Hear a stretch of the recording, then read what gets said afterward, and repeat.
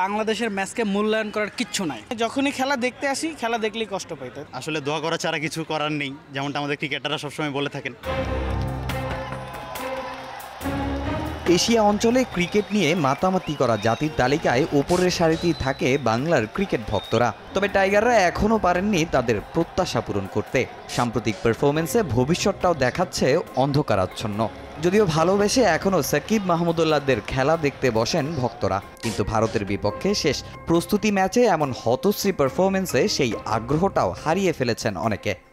বাংলাদেশ দলটা নিয়ে আসলে মন্তব্য করার মতো এখন আসলে কিছু নাই। তাদের জন্য এতটা ভালোবাসা আসে না যে খেলা দেখবো, তারা জিতবে, এরকম কোনো ভিতর থেকে আসে না। এরকম হতে থাকলে আসলে আমরা বাংলাদেশের খেলাটাই আর দেখবো না। ভারতের বিপক্ষে শেষ প্রস্তুতি ম্যাচে সেই পুরনো রোগ সৌম্য লিটনরা এদিনও হয়েছেন ব্যর্থ। টপ অর্ডারে শান্তর অবস্থা আরও খারাপ। ম্যাচে বুমরা আর্শদীপদের সুইংটাই সামলাতে হিমশিম খেতে হয়েছে তাদের। এছাড়া শান্তর অধিনায়কত্ব নিয়ে উঠেছে হাজারো প্রশ্ন। দলের স্বার্থে এই মুহূর্তে তাকে বিশ্রামে পাঠানোটা খুব জরুরি বলে মনে করেন ক্ষুব্ধ সমর্থকরা। ভারত স্ট্রং টিম, কিন্তু আমাদের যে অ্যাবিলিটি, আমাদের উচিত ছিল 150 আপ করা, কিন্তু আমরা ওইটা করতে ব্যর্থ হয়েছে, কারণ আমাদের টপ অর্ডার রান পায় না। Very much disappointing. আসলে এত বড় মঞ্চের সামনে লাস্ট প্রস্তুতি ম্যাচ ছিল, আমাদের প্রিপারেশনটা আরও ভালো হতে পারতো। স্পেশালি ব্যাটিংস যেভাবে কলাপস করেছে, এভাবে আসলে আশা করিনি। টপ অর্ডারে কেউই তেমন রান পাননি।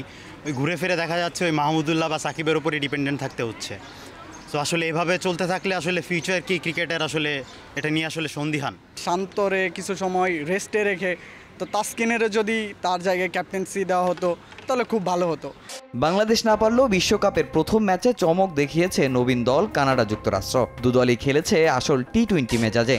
তবে এত বছর ক্রিকেট খেলেও টাইগারদের এমন অবস্থা কোনোভাবেই মেনে নিতে পারছেন না কেউ। এজন্য বিশ্বাস করে মনে হয় খেলাই দেখবো না, এরকম মনে হয় মাঝে মধ্যে।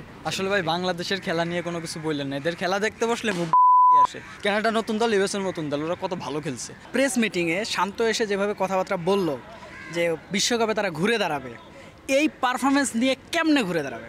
বরঞ্চ এখন ম্যাচ দেখতে গেলেই মনে হয় এটা তো হেরেই যাব, দেখে কি হবে। ক্রিকেট টিমের পাইপলাইনটার মধ্যে অনেক প্রবলেম, বিকজ একজনের পরিবর্তে যে আরেকজনকে আনবে এই জায়গাটাই আর অ্যাকচুয়ালি নাই। কেউ না পারলেও ভারতের বিপক্ষে ম্যাচে বরাবরের মতো দায়িত্বের পরিচয় দিয়েছেন বুড়ো মাহমুদুল্লাহ। বোলিংয়ে না পারলেও দলের খারাপ অবস্থায় কিছুটা চেষ্টা করেছেন সাকিব আল হাসানও, যদিও তার স্ট্রাইক রেট ছিল না আশানুরূপ। তবে সিনিয়র ক্যাম্পেইনাররা অবসরে গেলে কি হবে দেশের ক্রিকেট, তা নিয়ে শঙ্কিত সমর্থকরা। তামিম হোসেন, সময় সংবাদ, ঢাকা।